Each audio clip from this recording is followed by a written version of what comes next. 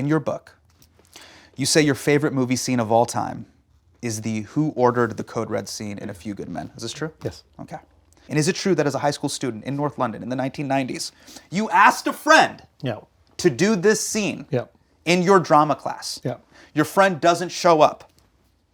He stayed home sick. So then you stand up in front of the entire class and you played both the parts of Tom Cruise and Jack Nicholson at the same time. Colonel Jessup. Can you recite this scene from memory? Probably, maybe. I might need a bit of help, but some of it, a lot of it. You need some help? Scott, bring in the script. Let's do it. Cold read right now. You read the parts in red. I will be All right, let's Kathy. do it. Here we go. Colonel Jessup, did you order the code red? You don't have to answer that question. I'll answer the question. You want answers? I think I'm entitled to them. You want answers? I want the truth. You can't handle the truth, son. We live in a world that has walls, and those walls have to be guarded by men with guns. Who's gonna do it? You? You, Lieutenant Weinberg? I have a greater responsibility than you could possibly fathom. You weep for Santiago, and you curse the Marines. You have that luxury. You have the luxury of not knowing what I know. That Santiago's death, while tragic, probably saved lives. And while my existence is grotesque and incomprehensible to you, saves lives. You don't want the truth because deep down in places you don't talk about it at parties. You want me on that wall. You need me on that wall. We use words like honor, code, loyalty. We use these words as the backbone of a life spent defending something. You use them as a punchline. I have neither the time nor the inclination to defend myself to a man who rises and sleeps under the blanket of the very freedom which I provide and then questions the manner in which I provide it. I would rather you just said thank you and went on your way. Otherwise, I suggest you pick up a weapon and stand opposed. Either way, I don't give a damn what you think you're entitled to. Did you order the code red? I did the job. Did you order the code red? You're goddamn right I did. And scene.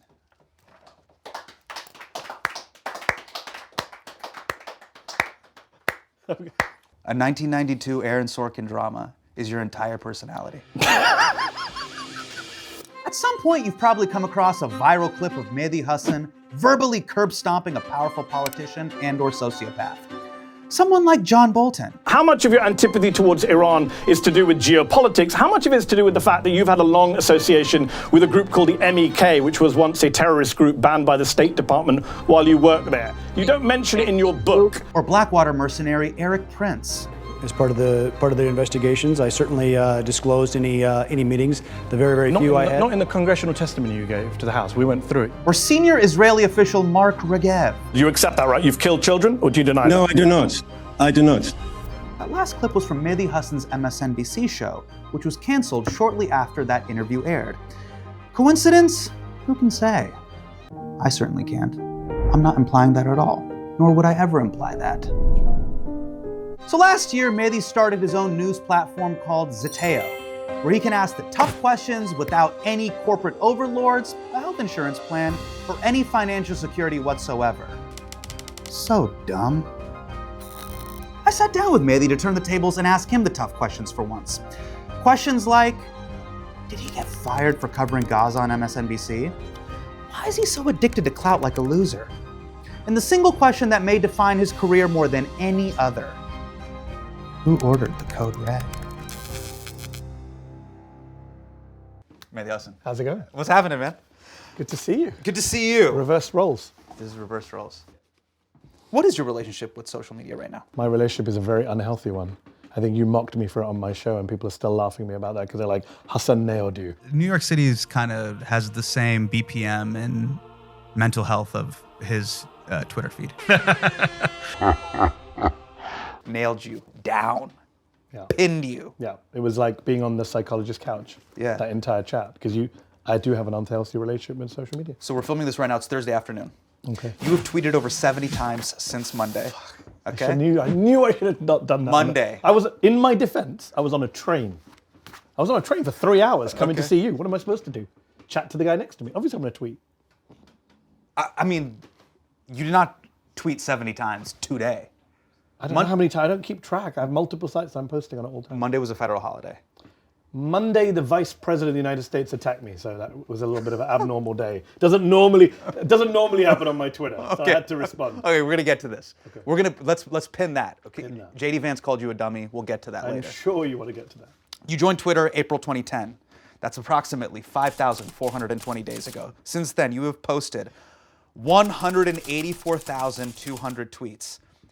We did the math. That works out to 34 tweets a day for almost 15 years. It's worse than that, Hasan, because I deleted all my tweets from 2010 to 2015 when I moved to the US. Oh so actually that number is much higher when you calculate all the 5 years that I deleted. So yeah, it's bad. It's bad. I have a problem. You have a wife and 2 children. I do. How do you have that many opinions? This is legitimately my question. Actually, I don't have that many opinions. I actually like to stay in my lane. Like, I don't opine on everything. I don't opine on, like, the US Grand Slam tournament. I try and stick to what I know about. It actually annoys me. We live in a world now on social media where everyone has an opinion about everything. I don't. I ask other people. I defer to experts in the field, whether it's comedy, Hollywood, whatever it is. But I care about 3 things, and that I believe strongly. Number 1, Go on. movies over 3 hours should be illegal. Number 2, Agreed. Dyson vacuum cleaners are worth the extra money. Agreed. Number 3, Well, the Dyson's a horrible man. But yeah. is that another conversation? He's a Brexit guy. This is what I'm talking about. Okay, number 3, Chipotle, respectfully, the quality is dropped off. I've never eaten Chipotle, so I wouldn't know. Okay, so halal. that's you can have a veggie. I know, but I don't do veggies. You don't do veggies? No. I mean, look, I actually have thought about deleting Twitter a lot since the election because it's run by a guy who amplifies neo-Nazis and racists and freaks and is basically destroying our government right now. So it's not great to be on a platform that is basically an extension of the Trump administration. So I have thought long and hard about quitting, but like any other addiction, the handshakes, you look in the mirror, you sweat a bit. I don't know what it would be like. 15 years, Hasan, you did the math. Well, wait, so you're arguing, okay. I don't so know what life was like in 2009. Your chief right? argument. You're asking me to go back to 2009. I don't know if I can do it. Stop. I owe a lot of my career. I think a lot of journalists would say they owe a lot of their career to social media and in particular Twitter. I know I do. I think you owe your career to your discernment, your intelligence, and your ability to share and elucidate the That's all truth true, and I and love news. you for saying it. No. But if a tree falls in a wood and there's no one around to hear it, Yeah.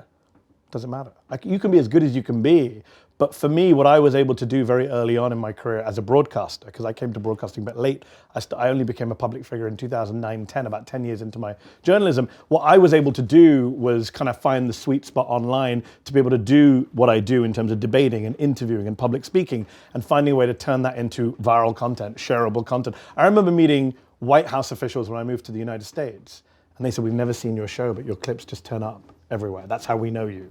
So in that sense, I can't kind of shit on a social platform that actually helped me build connections, platforms, acquaintances, got me through the door of various corporate media organizations. Sure. But you realize that the more you tweet and the more viral you get, the more money you're making Elon Musk. You know that, right? That's why I'm considering leaving. People turn to journalists because they look for your discernment and specifically your clarity of thinking. Yeah. When the platform is designed and incentivized for people to quote tweet, dunk, and humiliate their opponents, it shows a level of childlike pettiness that makes one question the discernment of the information giver, i.e. the journalist that I'm following. So that is a more sophisticated way to say it's making you crazy. What's interesting is at a time when politicians are running away, I do tough interviews for a living, right? That's how I made my name. At a time when people are running away from tough interviews, Sunday show interviews, political long-form interviews, we had an election which was the podcast election, right? There's a reason why politicians love a podcast election, because podcasters tend not to grill. You've ever seen Joe Rogan grill anyway? He doesn't do it, right? So they love all that stuff. So actually social media then becomes a little bit of a substitute where, you know, Ted Cruz is not going to come on my show, but I'm going to ask him a question on Twitter publicly and see if he's willing to answer it.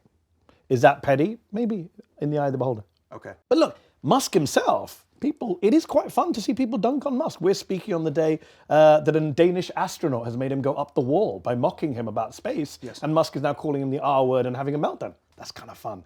But I would say, as horrible as it is that fascists have taken over the public square, Twitter existed before Elon Musk, just like Tesla existed before Elon Musk.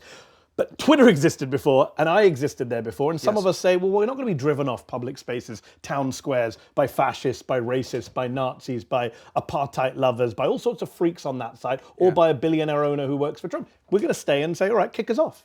How do you think you behaved in your recent exchange with Vice President JD Vance?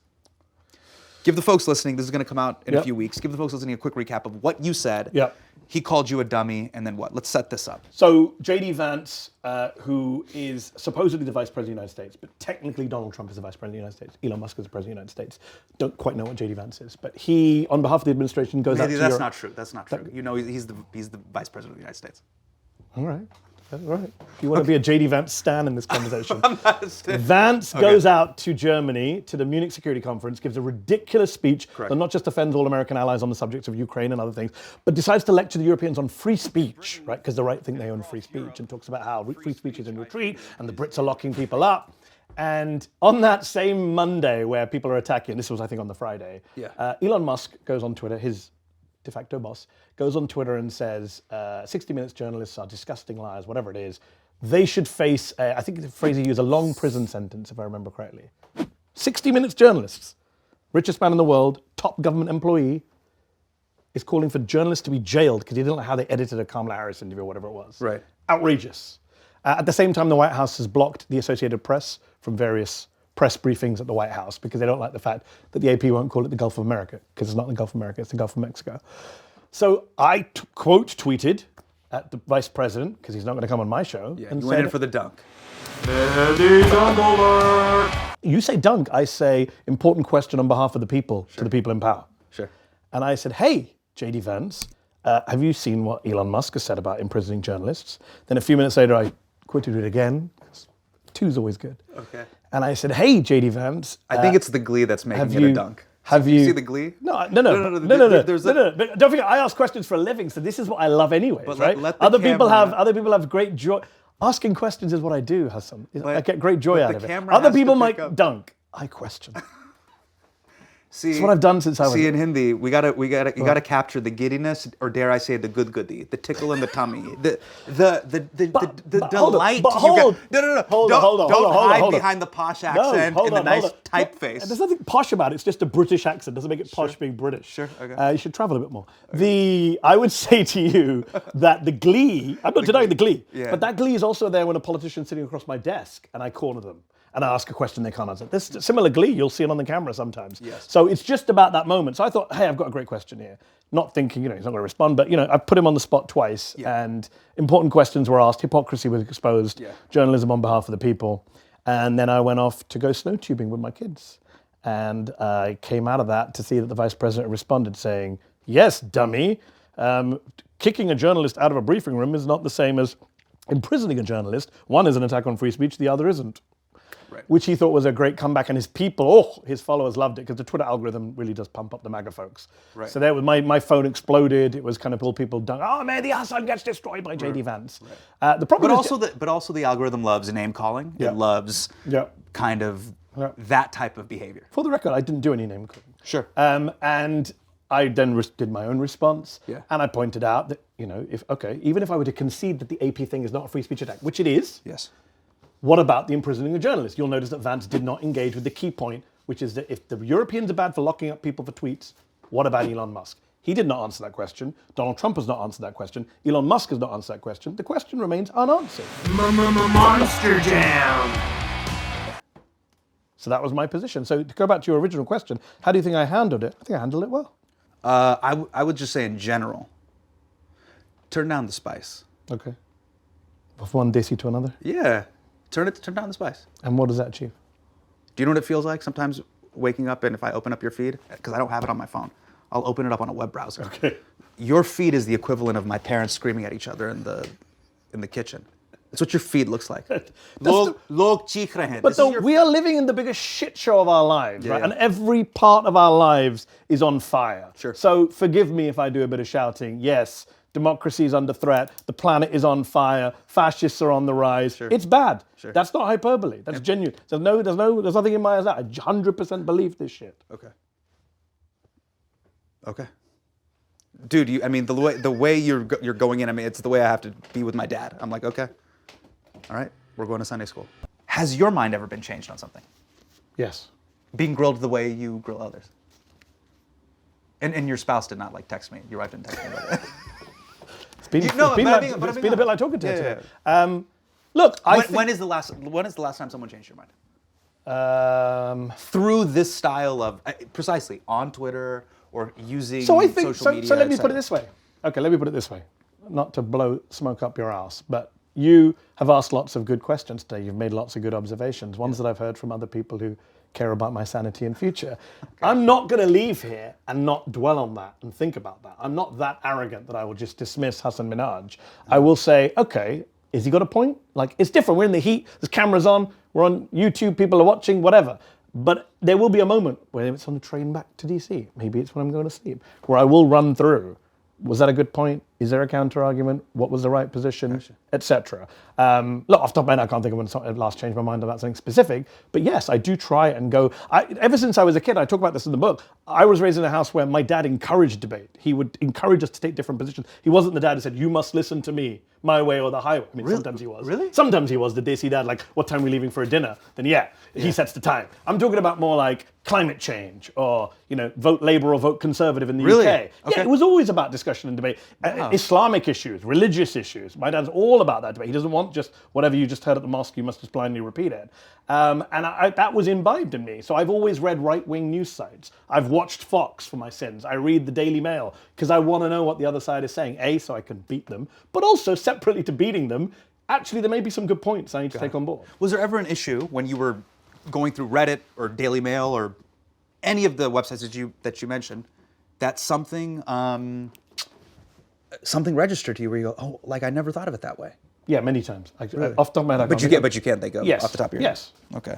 Both on foreign policy, domestic policy, moral issues. Because in my mind, I was always just thinking you were just doing E-Honda hands to just batting away every talking point that people doesn't think that. align with- Unfortunately, I have this kind of weird image where people assume that about me. Okay. But I'm very open-minded You think so? and humble. Okay. You don't think so? Now you're just being a liar. Okay. Okay. One of the things that you talk about in your book is that you say you need to flatter your audience. Yeah. Chapter one, you're you the best suggest. interviewer I've ever come across. This is the best interview. Oh, well, so what you're doing is in chapter one, he's heaping praise. This is what he does in chapter one. Okay.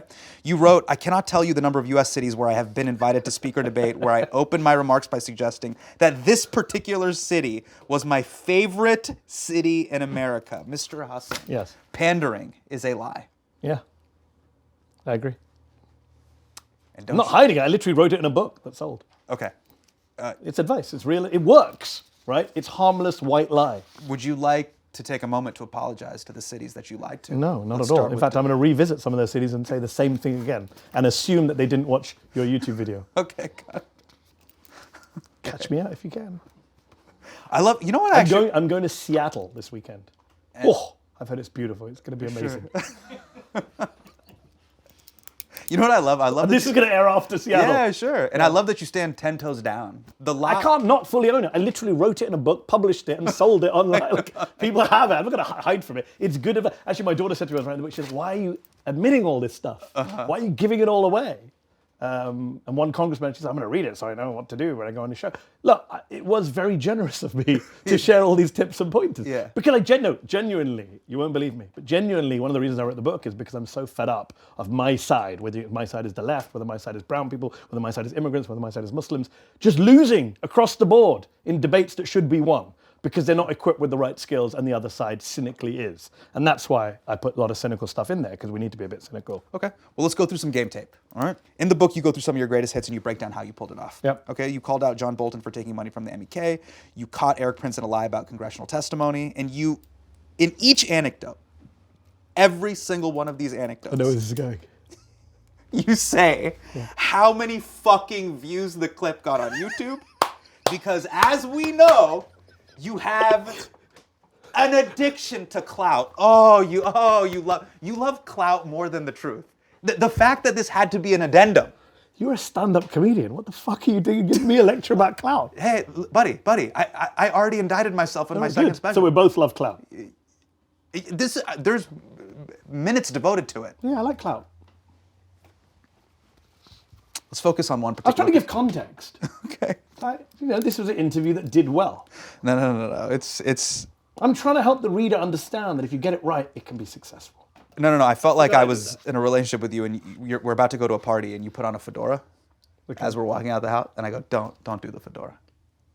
If you were my editor, you're going to regret this. You would have come in and said, take this out. Immediately. Take this out. Yes. Let's focus on one particular piece of game tape, okay? When you interviewed Saudi Arabia's ambassador to the UN. Oh yes, Abdullah al-Muallami. Okay, so this is a GOAT Mehdi Hasan moment. So I'll start with the inbound pass here, okay? Let's cue this up. So you want to see an elected government in Syria after Assad goes? Well, yes, that's the process that is taking, that we hope will take place in Syria. So many people might say that's a good thing. There should be democracy in Syria. There should be an elected government in Syria. But they might also wonder, why are you okay with an elected government in Syria, but not an elected government in Saudi Arabia? If the people of Syria get to choose their own rulers or head of state, why can't the people of Saudi Arabia choose their own head of state? Go and ask the people of Saudi Arabia, are you happy with your... Of course you can. No, it's illegal in Saudi Arabia to call for a change in the government, to call for the king to come I didn't say go and call for a change of government. I said go and call the issue. That is the issue. No, it's not. How can I, as a Saudi, it's say I want a different system of government if it's illegal for me to say that? I'm saying that if there was a way by which you can ask the common people in the street, anonymously, privately, it's called voting. Well, we voting along the lines of... Ooh, Mehdi. Understated and thoughtful dunk. Nicely done. Thank you, sir. Did I dunk on him? I'm just wondering. See, that's what I like. You like that, right? Did you like that? Let's see what you wrote. Okay. This made your Google Doc, then it made it through your editor, Yep. then it got printed. Quote, I created a receipt. I put the ambassador on the defensive and I produced a very unique, very watchable, very viral interview. Out of context, that sentence sounds bad. What you did. In the context of the What chapter, you did. in the context of the chapter, I'm trying to give advice to aspiring debaters and interviewers. Sounds bad when you just pull it out like that. Oh my God. Was it a very watchable clip? Mehdi, Clearly yes. it was. You put it there. But Yes. did it have value? Did it not expose the complete amorality at the heart of a lot of the Gulf state strategy when it came to Syria? Sure. Was it not an interview that you don't often see Saudi course. officials held to account for the lack of democracy? You don't see the CNNs or the BBCs asking those questions. Yes. And this is what I want to get to in all seriousness. Yeah. One of the things you mention in the book is how much prep you put into these interviews. So let's take that moment. How much prep went into that moment going into the interview? I mean, it was 7, 8 years ago. I don't remember the exact, but several weeks, in the number of weeks, not days. But that specific moment, did you know? I'm trying to get that to moment. this. So that moment is those moments, and there's moments with Eric Prince and others that you see. Recently, there was one with Vivek Ramaswamy. These kind of moments where you wait. You get sometimes they happen, sometimes they don't happen. And to go back to your point about Glee, you know that you'll see it's in me. Yes. Where you plan for we're going to say this, they're going to say that, and then I'm going to say this, and it doesn't always go to plan, but sometimes it does. Right. So the Ramaswamy moment for the viewers who are watching, he came on your show. Yeah. You wanted to talk specifically about his tax returns. You pull out the tax returns. Yeah. I released 20 years of tax returns. Yes, you did. Something that no presidential candidate, let alone somebody who's successful in business, has done. I challenge Democrats and Republicans alike, including the Biden family, to do it. And we looked at you know them, what? Vivek. I released it so that you could look at them, so we can have an Thank you honest so much. conversation. And I appreciate that. The funny And thing Vivek, I've I do learned. appreciate that. It's something Trump should and learn I think from that you. transparency is But important. Look, so it's it's already open and everybody can see it. Exactly. We have 2009 But the fact of the matter is, you know what I would advise every 24-year-old should take $50,000. Yep. And 2010, you made $750,000. You had the money to pay for law school. You didn't need a Soros affirmative action scholarship that you now criticize. I mean, none of this is worthy, but if you think it is, let's get to the detail. That was actually the first big piece you say of money you're anti-affirmative action. Well, you took a scholarship for immigrants. I'm anti-affirmative action. So why did you take a scholarship for the children of immigrants? Which falsehood would you like me to address? The financial one or the one about my views on affirmative action? Because I can go in whichever order you'd like. Did you not make $750,000? On the financial piece of it. Not at the time that I had applied for the scholarship that fall. Yes, you did. That December. Yes, you did, Vivek. Yeah, absolutely. Vivek, you're wrong on this. Go back and check your tax returns. $50,000 obviously makes a big difference. And then you accepted a Soros scholarship for $50,000 when you didn't need it. Tax return research doc. Here's what's interesting. I don't want to talk about his tax return. I want to talk about scholarship money that he took from Soros that he was under pressure from the right for. I watched every interview he'd done in the previous month, including the night before. And I noticed that his go-to move was to go, if you look at my tax returns from that period, you'll see I didn't make that much money at the time.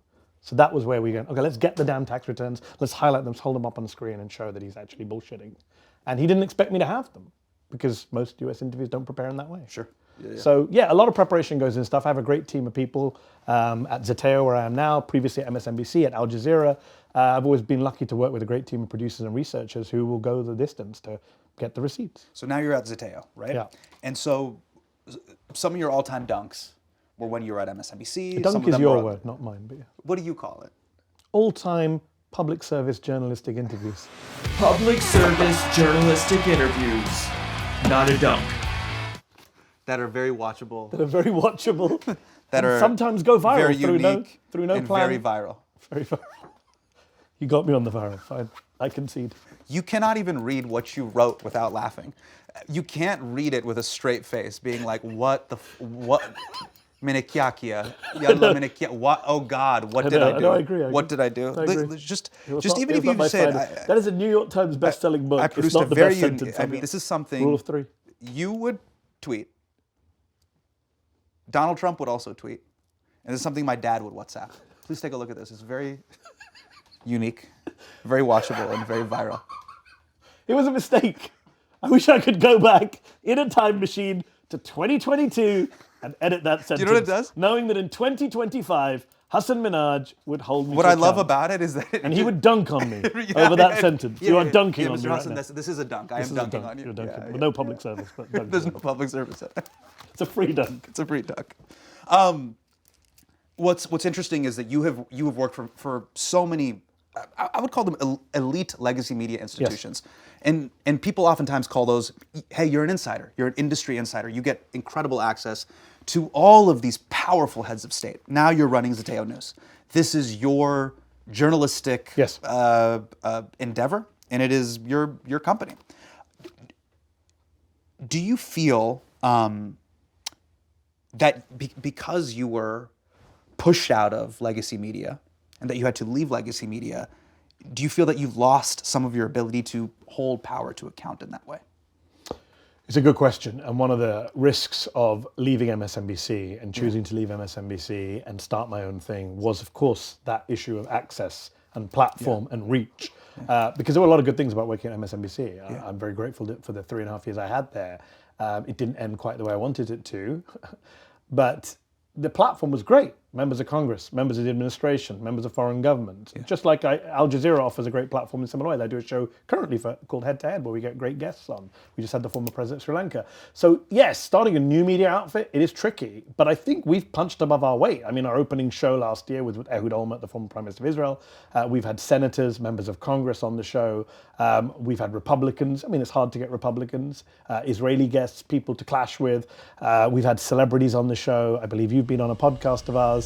You are a mentally ill person, but I love you regardless. And so is the other person on I need to Twitter. lie down on a couch today with you today, Hasan. I feel like- So we've had some successes, but yeah, clearly it's an ongoing challenge. The interesting thing is, I think it's a challenge for everyone right now, because I think the old days of everyone just goes on Meet the Press are dying anyways. Republicans have their right-wing safe space anyways. The people who now run the country, run the Senate, the House, the White House, the Supreme Court, they can just go to Fox or OANN or Newsmax and get, massaged. So it's a challenge for all of us. And I think access journalism is, as a model, super broken. The future is in danger, and people don't quite know how to get around it. What is access journalism? So this idea that you're trading coverage for closeness and proximity, right? You be my source in the White House, and I will write favorably about you. Or if not favorably, I won't write certain things you don't want me to write about. And I think the American public have wised up to that and are pretty upset about the corruption that is associated with access journalism. Not all access journalism is bad. If you are a host of a Sunday show, clearly you want Lindsey Graham to come back again, right? Now, does that psychologically influence you not to maybe grill Lindsey Graham as hard as you could do if you didn't care about him coming back? So my position will be, I don't care if you come back. That was my position at MSNBC. It's my position at Al Jazeera. I live in the moment. This interview needs to be the best possible interview. If that upsets you, if Vivek Ramaswamy never does an interview with me again, oh, what a shame, we'll cross that bridge. When I did John Bolton, he ended the interview. Like, he was like, you're done, the time's up. John Bolton's never going to do another interview with me, but I'm fine with that. The interview was worth doing in the way I did it. But look, I understand that other journalists are in different situations. If I'm a young congressional reporter trying to make a name for myself, I need contacts in Congress. I can't piss them all off with awkward questions. I get that. Right. But it is a dilemma for the viewer at home who doesn't like access journalism for understandable reasons. Well, let's talk about the reason why both me and you are on YouTube. Gaza. Back in November 2023, days before your MSNBC show was canceled, you interviewed a senior advisor to Benjamin Netanyahu, okay? This was a 15-minute interview, but I just want to show you a moment. I have seen lots of children with my own lying eyes being pulled from the rubble. Because they're the pictures Hamas wants you to see. Exactly and also my point, because they're Mehdi. dead, They're Mark. the pictures also Hamas wants... But there are also people that your government has killed. You accept that, right? You've killed children, or do you deny that? No, I do not. I do not. I do not. First of all, you don't know how those people died, those children. Oh, wow. Is that the interview that got you canceled, or was it the Twitter beefs?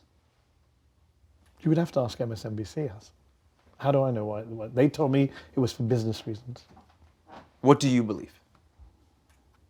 I have to save that for another book. Okay, and by the way, I'm happy to lift this. I'm happy to lift this. If you don't want to, you can keep whatever you want. If you don't want me to ask, you can ask me. Okay. But my position is MSNBC knows why they cancel my shows. They have their reasons. They have every right to pull whatever show they want to pull.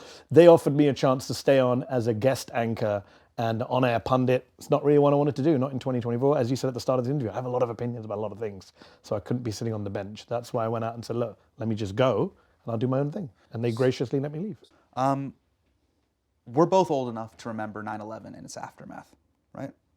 There was the shock, the Islamophobia, violent overreaction and gradual resistance, peaking with the Iraq War protests, right? Yes.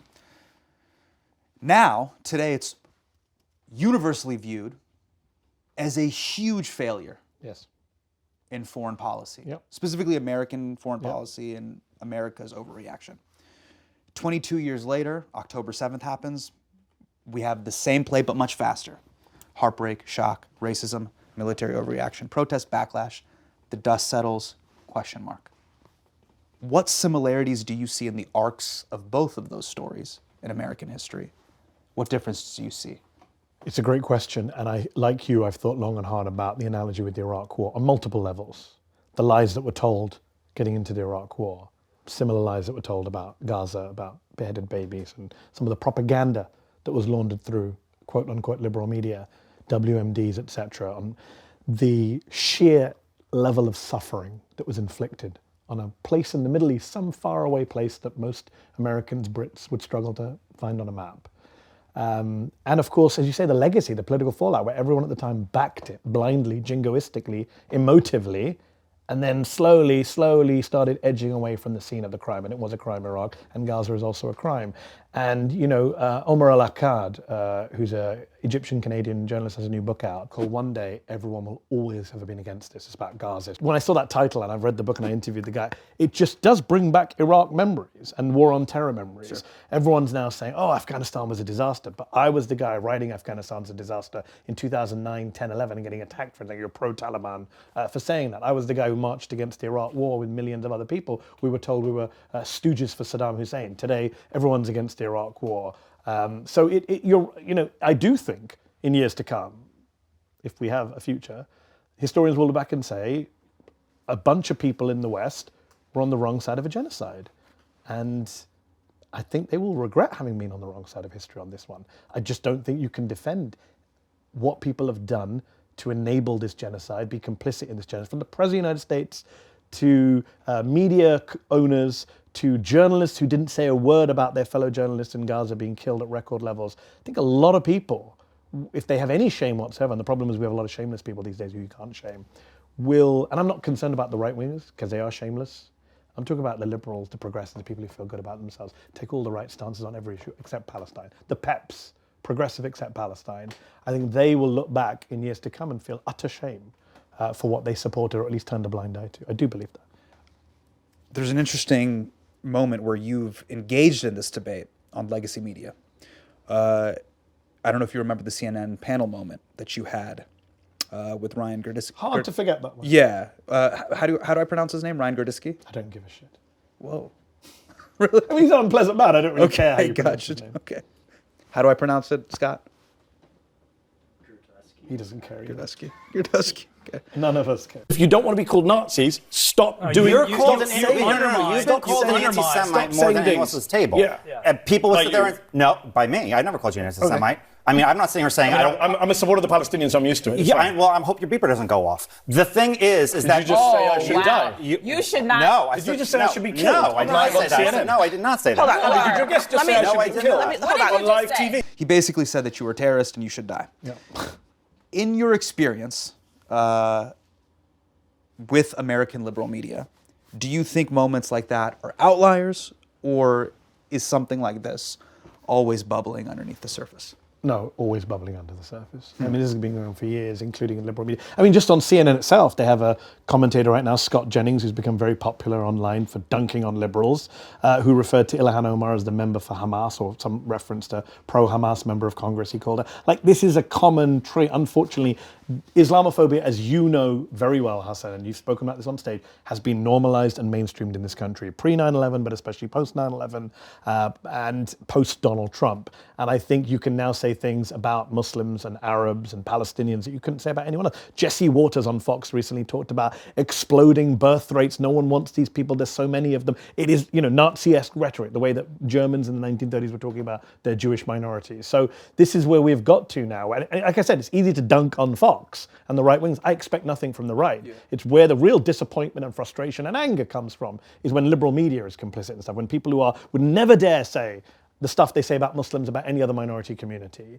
And that is a real problem. And that night on CNN, I walked off set. I've been doing live TV for 15 years. Wow, you walked off set? I've never walked off set. I didn't know that. Yeah, I waited till the break. Maybe I should have done it dramatically, pulled off the wire. I walked off in the ad break, and I had to, because I thought if I sit there and continue, Abby, to be fair to her, apologized, etc., the host.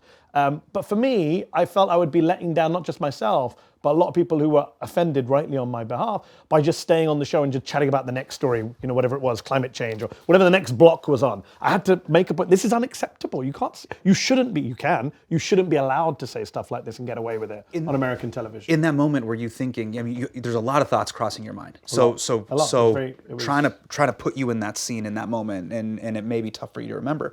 Were you thinking to yourself, okay, is this person literally believing what he's saying? Does he literally want you to blow up? Or do you think he's trying to say a very dark joke that did not land? Oh, I think he was trying to say a very dark joke. That he came with that. The idea that he came up with spontaneous, absurd. He came with that pre-packaged joke. You remember his denial when I said, you said this to me, and he says, oh, I thought you said you're pro-Hamas. Ridiculous. Why would I sit on stage and say I'm pro-Hamas? It's a ridiculous thing to say. Clearly, I didn't say that. By the way, even I did say that, it doesn't mean I get blown up. But I didn't say that. I don't support Hamas. He came with that one-liner, which he thought he could get away with. This is the key point. He thought he could get away with it and just carry on the show. And had I not walked out, they probably wouldn't have kicked him out as well. And I had to, and people have said to me afterwards, oh, you handled it so well. I don't think I handled it well. I was kind of super emotional, super angry. Luckily, I have no skills in life apart from God gave me a big mouth, and I was able to call him out right then and there, which maybe some other people wouldn't have done. But I don't take any credit for that. It's just something I did in the heat of the moment, instinctively, that I wasn't gonna let that comment pass. I mean, you see my face if you watch that clip. I'm kind of like, did you just, and this beeper thing, by the way, has now become a very common trope in right-wing pro-Israel circles. If you go on Twitter, people will just put beeper emojis underneath pro-Palestinian accounts. Norman Finkelstein, who was stopped in the street in Brooklyn and somebody came and put a beeper in his pocket and to say he's pro-terrorist and he should die. So this is the kind of crap. Again, it's the dehumanization of Arabs, Muslims, Palestinians. You just wouldn't do this in any other political context. Listen, this has been an amazing conversation. I want to ramp down here. I just have a complaint. I've raised a lot of complaints with you. You have. But these are my final complaints. Okay, cool. Okay? A lot of times I will have... So nice to you on my show. I will have... I'm trying to be helpful. That's fine. I'm going straight from here to a shrink. Okay, I'll cover the insurance. Go on. I have a lot of sitting politicians. I've had many powerful people that come on the show. I don't know why, but they come on the show. Humble brag, I think that's good. It's a humble brag. They can go to a million different shows. Did you produce watchable viral content? It's very watchable and very viral. Okay, good. But inevitably, people will come up to me, why didn't you ask them about X? Yeah. You should have done Y. Yes. And I think people... Like your Obama interview.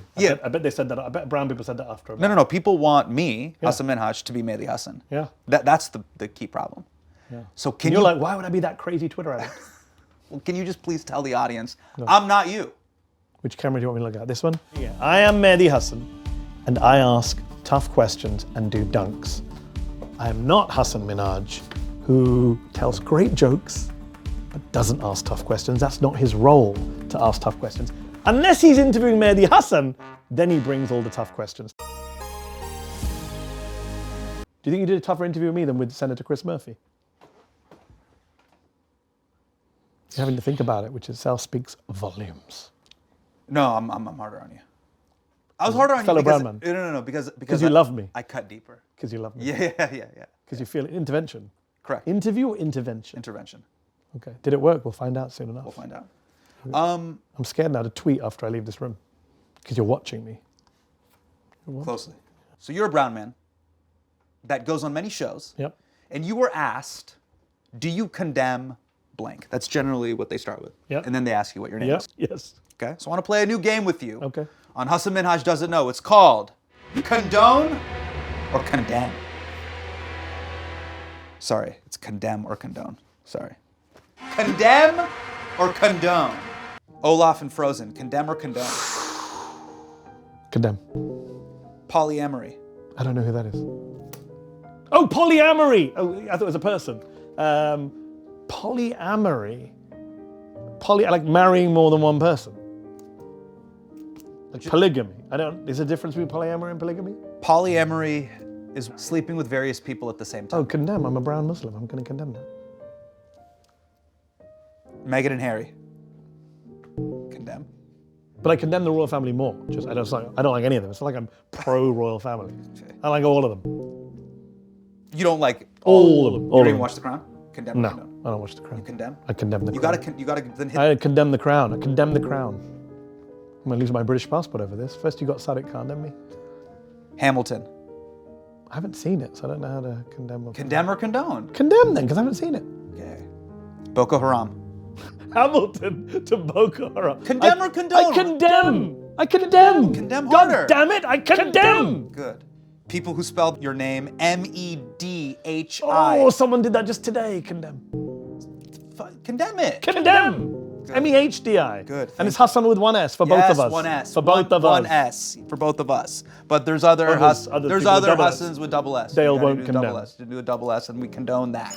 White people who discover cardamom and then repeatedly put it on everything. Condemn or condone? Condemn. 100% condemn. This game, condemn or condone? Oh, condemn. It's a racist game. This game's racist? Because it's racist. This interview, condemn or condone? Condone. Mehdi Hasan, thank you so much. Hasan Minhaj, thank you very much. Thank you. Thank you so much. Oh my word, that was a tough one. How long was that?